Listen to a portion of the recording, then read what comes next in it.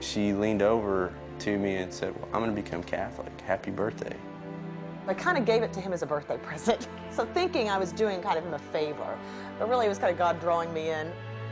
That's also when Vince met Opus Dei for the first time. And over the next course of a few years, I started seeing him have a lot of changes and becoming this kind of manly man of prayer, I like to jokingly call him. And, but he just became a great spouse.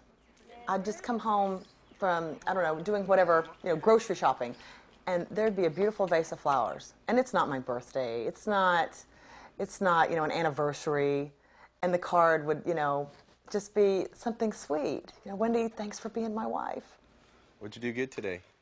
I played with David good today. We had Nicholas, our first son, who was born in '97. Aren't they neat? And then David, who was a little bit of a struggle too. We had a long hospital stay with him, but he got here safe and sound in '98. They'll try to bite your finger. And in 2000, in August, we had James, our first son, who had a genetic disorder that was fatal. And so he lived for 6 days. It still brings tears to my eyes to think about him. It was very, very hard to live through, humanly speaking.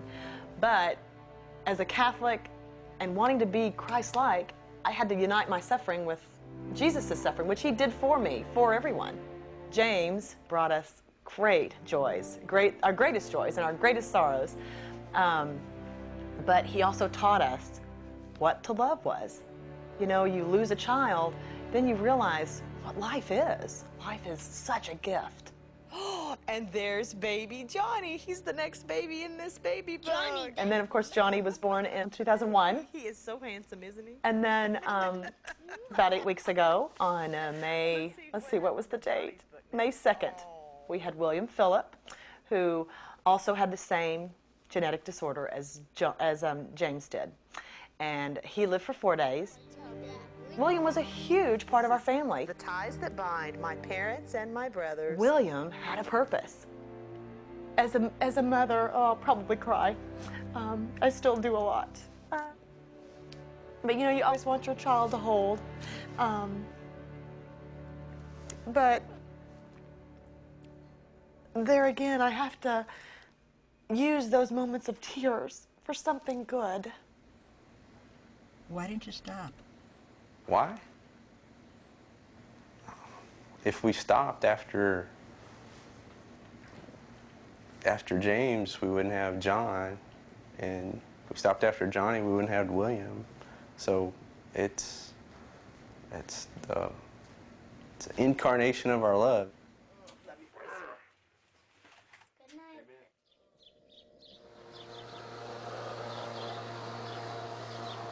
I really connect with the spirit of holiness in the world where you are in your state of life. I'm married, I've run businesses, I've been in corporate, I'm a father, I'm a husband, I'm a son, I'm a brother. What does holiness even mean? It's this being in the world, right where I am, being natural in who I am, building an interior life, meaning a personal closeness to God, and letting that and the situations of life dictate how I relate to others.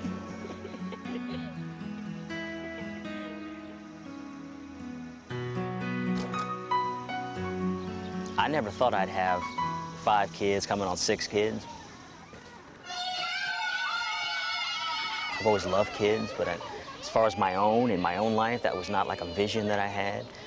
But I do, without sounding too syrupy, when Naomi was born, it was a life changer. From the moment I saw her, it changed my life. And with Leah, Rachel, Therese, Colette, they just continue to really, bless me and bless our life.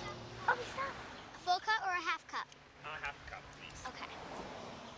The girls love ritual. I think all kids do. So they want to know when things happen, when's my turn. And we set up early on with the older girls Saturday morning breakfasts. They set it up, and we make the batter, and make the pancakes, and one plate goes upstairs, one plate goes downstairs. So it's like the whole ritual that's grown out of that. But that time is really, it's special for them and for me. Amazing grace, how sweet the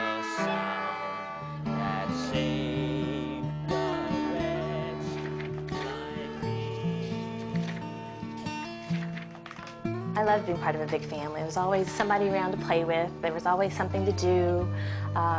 It was great fun. Gus runs the I hope, to be able to give that to my children also. Hug. It's just the Melanie effect. When she comes into the room, she's so natural. She's just Melanie, and she's just there. And people get this sense when they talk to her that she's present. What does it mean to be present? In the moment, being in the moment. Deal with tomorrow, tomorrow. Deal with now, now, and not lose that moment. Get down to the moment. He says life, as you really look at it, is the moment. Future is in God's hands. Past is in God's divine mercy. Now we have the moment. Doing the work of God is the lived expression of St. Josemaria's teachings. For the people we have visited here, and the uncounted number of others throughout the world who strive to be joyful, to spread joy, and to keep joy in their hearts, the teachings of this man, this saint, will forever enlarge our vision to encompass ordinary people who aspire to live a holy life.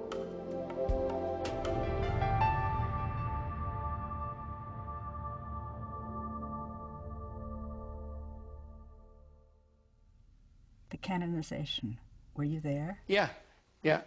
Oh, I was there. They sent me a VIP pass because I'm the relic.